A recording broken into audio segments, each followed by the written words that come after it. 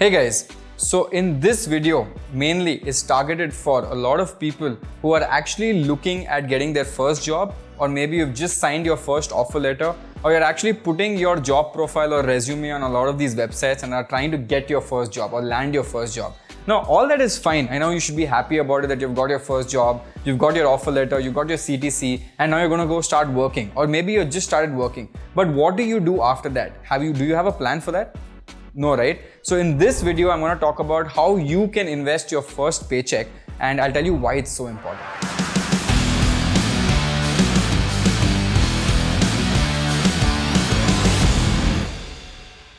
I know you might be asking, why is it important to understand why should I invest my first paycheck? I mean, pointless, right? Now, I'll tell you what. If you start making money and you get your first paycheck, you start making money for the first time, you need to start making a plan. A lot of people don't understand this. They always think that, you know what, I'll go to office, I'll get my money in my bank account, I'll be very happy, I'll go spend it, blow away. And this is something I did as well in my past. When I got my first job as an investment banker and I got my first paycheck, I went berserk, right? I used to get a salary of 50,000 rupees at that point. And dude, I used to not save at all. I used to keep spending more. The first thing I did, the biggest mistake that I did was went and got a credit card with a limit more than my actual salary, right? And then I started spending a lot, taking my friends out for partying and all the other things. You know, I'm like, mera treat hai, chalo jate hai, let's enjoy, let's have fun. That was something I did. I had no plan. Like, what should I invest? Should I even save? Why should I save? I'm so young. Why should I start saving? Kuch idea nahi tha, kuch plan nahi tha. I didn't know how compounding works, nothing. And that is the biggest mistake when a lot of people start investing their first paycheck, or even when they get their first paycheck. So the first thing you need to do when you get your paycheck, or even if you sign your offer letter and you're taking the job and you know the paycheck is coming in 2 months, right? The first thing that you need to do is make a plan. And what is this plan?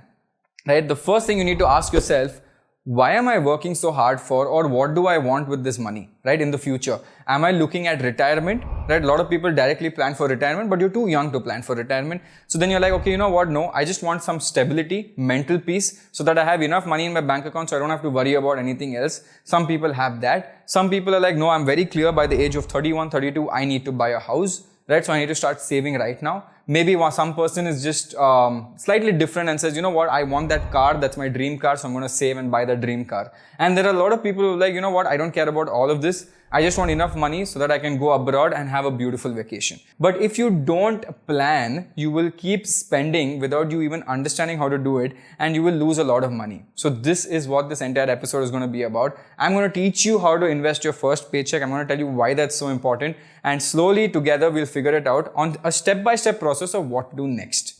The first thing that you need to do, right, when you sign your offer letter or you get your first paycheck, the first thing you need to do, go to your bank statement, right? Download your entire month's bank statement in an Excel format and start making a list of what is your expenses in that expense format, right? In that Excel sheet, open it, find out what your expenses are. Do you have a Hotstar subscription? Expense, put it on the side. Is it recurring? Great, put it on the side. How many times did you eat on different food delivering platforms, right? Did you eat a lot on Swiggy and Zomato? Did you order something on Amazon? Is it a recurring thing? Do you have to keep a budget for that? Is there some money that you're sending to your parents? That's also possible, right? Any expense that you have, start making a list, because I know for a fact, if I ask you guys right now, what is your expense per month, you have no idea.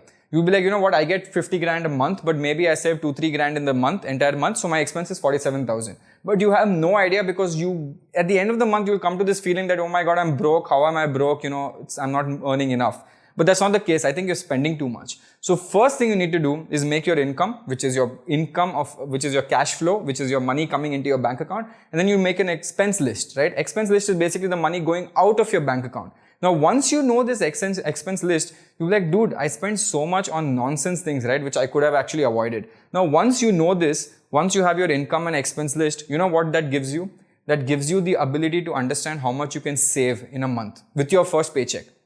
Right? Or else you would never understand that you're winging it. And a lot of people do this. They'll get some money. They'll put, if I get 50,000 in my bank account, I'll put 20,000 into savings. But maybe I can't save 20,000 because my expenses are much more than 30,000. I don't know. The only way you will know is go to your bank statement, download that Excel sheet and start making a list on this. Now, we've all heard about this rule, right? Which is the 50-30-20 rule. And I've spoken about this time and time again. But for all the people who don't know, this is very, very, very important. Why? Because whatever money you make, say for example 50,000, let's take an example of 50,000.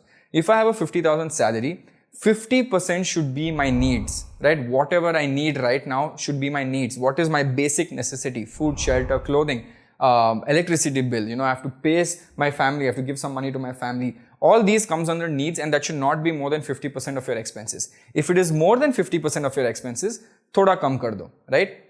The second thing is wants. Now, wants are basically what you want, you desire. Obviously, I'm earning so much, I should enjoy, I should have fun, I want to go have a beer, or I want to go take my friends for partying. Up to you, right? Jo karna hai karo. But 30% ke upar, it should not go. It should be max capped at 30%. The final, which is 20%, should go into your savings every month from your paycheck, right? Which is easy to say, difficult to implement, because a lot of people don't have the discipline of investing. And I'll tell you one big issue with the 50-30-20 rule, which I have a slightly different approach, right? I have the reverse, 20-50-30 rule. And I'll tell you why it's 20-50-30 rule. The reason why I do this is, as soon as I get my salary, my first paycheck or any paycheck of every month, the first thing I do, anyway I've made that Excel sheet, I know exactly how much to invest, I take that money and put in my investments. I put in my savings. Right? The first thing I do is save. Remaining 80% of the money, which is a lot in my bank account, is for me to spend for the entire month without thinking too much. Now I'll tell you why I do this, right? If I get 50,000 in my bank account and I don't save, and I'm like, you know what, I usually save at the end of every month, so 31st ko I'll save. What happens till 31st? The chances of you overspending in a particular month because you have a beautiful bank account with so much money, 50,000 rupees in that bank account, your ability to say yes to a lot of expenses goes up. So if your friend tells you that, you know what, we're going to this high-end place to have dinner or a fine dining place to have dinner, you might end up saying yes because you have a lot of money in your bank account, which will eat up from your 20% savings. So reverse this, put 20 first, okay? So it's 20% savings first, then 50% for whatever needs you have, and last mein jo bachta hai, 30% is for your wants. Do whatever you want. Now if you're telling me, Shashank, 80% ke baad bhi I'm not satisfied with this, my expenses are more than 80%, I can't save 20%, then either you need to increase your salary, right? Either you're getting less, or you need to increase your decrease your expenses because I think you're spending too much. Either one. But if you're telling me that it's not possible, go increase your salary and get a better thing. But you need to stick to this 50-30-20 rule. Now I'll tell you why you need to stick to this as well. I get this question from a lot of people, ki done, I've made all this plan, I know how much exactly to invest, but where do I invest and how much allocation do I do? Right? This is a big problem that a lot of people have. What I would say, now I've made a plan for people who are not experts in the stock market, who have no idea in the stock market, who are beginners in the stock market. If you have something like this, this is what I would do if I had no knowledge. I would take 35% of that 20%. First, you find out what is your 20% of savings. Okay, assume 50,000 ka 20% kitna hota hai, around 10,000 rupees. Assume 10,000 is your savings. How to split that 10,000 is this idea. Now I'll tell you why I chose this, right? Around 35% should go into mutual funds of whatever your savings is. 10% into index funds, which acts more like a hedging mechanism because sometimes the volatility of index funds won't be as much as sometimes with respect to the index as well, right? Now, index funds are slightly good when you hedge it with respect to volatility. So you put 35% in mutual funds, which will give you good growth because they try to beat that index fund index. And you put 10% in index just as a safety mechanism. Then you can invest another 30-35% in stocks. Again, depends on you. If you have no idea how to do it, then there are websites like Smallcase where you can just go invest. But if you have an idea and you should definitely take this interest to learn, then you start investing in the stock market as well. Out of that, 5% start putting in gold. Gold again, why? Hedging, right? If the stock market goes to shit tomorrow or if there's a bear market coming up tomorrow, gold will automatically go up, and gold has been the safest asset since a very long period of time, especially in India. Now, the final thing which a lot of people do not do at all is investing in tax saving schemes, ATC. Now, according to ATC, and if you don't know this, please Google this today. According to ATC, whatever your taxable income is, you can save up to 1.5 lakhs by investing back into your own bank account, and the government will remove it from your taxable income. So if I'm making 10 lakhs as my taxable income and I invest 1.5 lakhs under ATC, which is my own investment into my own investments, right? I don't have to pay tax on 10 lakhs. I pay tax only on 8.5 lakhs. So tax saving is something nobody does. And if you don't do it from day one, or if you don't do it from month 1 till month 12, then in month 12, you have to put the entire amount, right? And it's up to 1.5 lakhs. So start planning accordingly because that money, or else you would have to pay a lot of tax on it. So this is how you invest when it comes to your 20% savings. Why do I tell you do this, right? I'm not stupid, right? I'm not an idiot to come and tell you, acha, invest karo, invest karo, invest karo. You'll be like, this is like a tape recorder constantly doing this. It's because of compounding interest, and a lot of people sadly don't know what compounding interest is. I didn't know what compounding interest is. Yes, I got taught in school and college what simple interest, what compounding interest is, but no one taught me how to use it in real world, how to use it in the stock market, and how to make more money out of it. Right? Invariably, after one point, the compound interest on your portfolio or your investments will become so much that your passive income, the income that you get from your stocks or income that you get from your investments, will eventually become more than your active income. Right? And that only happens over a long period of time. If you see this chart, you will see the green portion. The green portion increases only over a long period of time. After 10 years, after 15 years, you'll see maximum compounding kick in. Now, if I started investing at the age of 25, then my massive compounding kicks in at the age of 40. But if I started at the age of 30, my compounding kicks in at 45, even 50 later on. So the faster you invest, and I'm not saying invest a big amount for you to make a lot of money. No, just invest whatever you can. 5%, 10%, 20%. There's no limit to investments. Just start investing. Take advantage of this compound interest, because if you do this, no guys, trust me, you will not be poor, right? This is what I believe. I mean, today I would say that if you have a job and if you don't financially plan your entire life, it will be very difficult for you to maintain. And this is not difficult, it's just simple maths, right? So we're going to talk about that as well. I mean, we're going to understand everything, right? Now, I know a lot of people don't understand it, they'll still be confused. So for them, I put a very simple example of the 50-30-20 rule. So assume your salary is 70,000 rupees. Okay, just assume your salary is 70,000 rupees. Out of that, 20% rule leke, 14,000 rupees is my savings. Now, if you look at that 14,000 rupees, how to save, I have put it in a nice simplified branched out format where you invest in mutual funds 35%, you invest in index funds around 10%, you invest again in stocks for around 35%, then you maybe put a little bit in gold, and then you put a little bit in tax saving and ELSs. Now, the last one, which is tax saving and ELSs, is into your bank account itself. In fact, in your yearly salary of 70 grand, which might become 8.4 lakh CTC, you get minus 1.5 lakhs if you keep investing like this. More if you invest in tax saving, it's back into your bank account, or you have to pay tax on it, right? So if you do this for 1 year with a salary of 70 grand, you will have an expected investment amount at the end of 1 year around 1.6 lakhs, right? 1.68 lakhs. Now, this is not even assuming growth rate. Assume you make 15% growth rate or 10% growth rate, whatever it is, right? So you suddenly end up making 1.7, 1.8 lakhs. Assume you do this same 1.7, 1.8 lakhs into another 15 years. Just imagine how much money that is. Assuming that you don't even get a raise. I'm pretty sure you'll get a raise. You'll be smart enough to pull off a promotion. If you pull off a promotion, 20% of that promotion goes back, not 14,000, right? Now, for all the people who have started their job, right, I'll tell you what you should start optimizing for the future. I'll tell you what you should start optimizing for. And I know month one, no one's going to think about this, right? First month of your job, you're so excited that you got a job, you got an offer letter, you got that money in your bank account. You're not going to optimize for anything. Even I know that, right? Because I did the same thing. But I'll tell you what you should be optimizing for. The first thing you should optimize for is long-term gains, right? Don't look at what I'm getting right now. Don't look at how much I can save right now.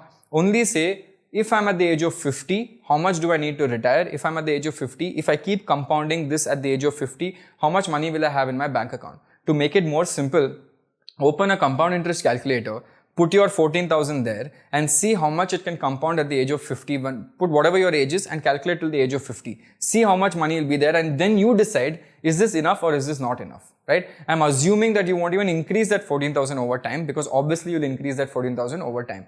Now, the second thing you should be optimizing for as soon as you get your paycheck is something known as emergency fund. Now, emergency fund is very important. I'll tell you why. Because if something goes wrong, life is not always an upward journey, right? There's always ups and downs, especially with your job. Tomorrow you might lose your job. Tomorrow something can happen to your near and dear ones. Something can happen to you that people don't have money to pay for. Now, you can't keep going and asking loan from people and borrowing money from people. It doesn't look good, right? Especially when you're earning. So start making this corpus. Start investing so much that you start building this emergency fund. The amount of money that you invest in gold, tax saving, index funds can all be a part of your emergency fund, right? Index fund, little volatile at that point, but if you invest in gold, I think that is quite safer. So that is something that you can do.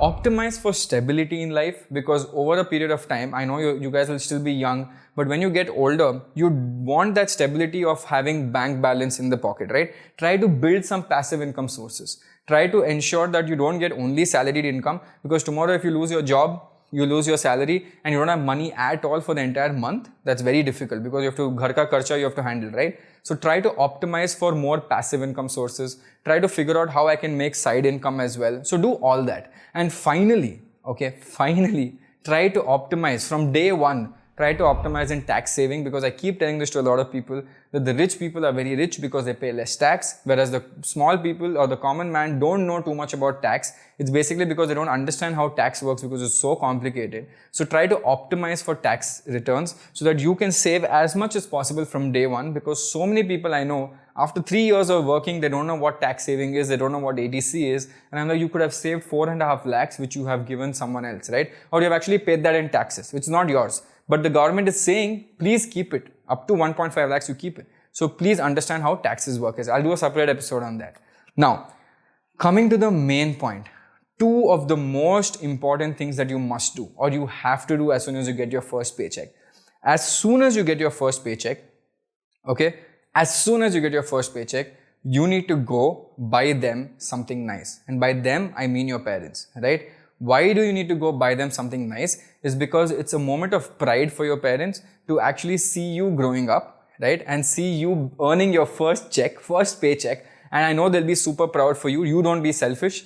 Please go spend some money. That's why I said first month, I don't expect you guys to do savings and all that. It's fine. Keep your expenses, your needs, your wants. The savings first month, if you want, I would say take the first month savings and buy something nice for your dad and mom, right? Because I think they deserve it. Like, take them out for dinner with the first paycheck. It does not have to be something expensive. It has to be something meaningful, right? And they'll be very happy if you take them out for dinner, right? So it depends. You don't have to take them to a fine dining place, but just make them feel happy about it, because that, trust me, people remember till the end, right? My mom still remembers what I did with the first paycheck. So that's a sign of pride that they get. And the second thing, what is most important thing that you must do, is go get yourself also something nice, right? Why? First month, don't optimize too much for savings. I'll tell you why. Go get something for yourself, because if I get something for myself, I'm working hard. I also deserve it, because I landed a job, I worked my ass off for 1 month, and I've got some money. So I should treat myself as well. So do that in the first month. Finish that thing off. Okay, don't save anything if you want in the first month. But second month onwards, full focus. Start investing, start saving, and don't look back after that. If you keep doing this for a long period of time, keep this discipline, trust me, the 20% will grow so much in your future that you will make a lot of money in life, right? So as soon as you get your first paycheck, these are the few tick marks that you have to do, or else if you don't do this, you'll be flying blind, you'll be going completely haywire, and you won't understand what to do at all with the money that you get. So be smart.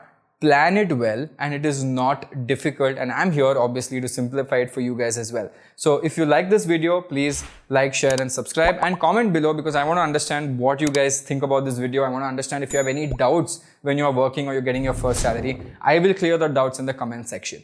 Awesome. Okay guys, this is me, Shashank Udupa, signing off. I hope you guys love this. I'll see you guys soon. Bye.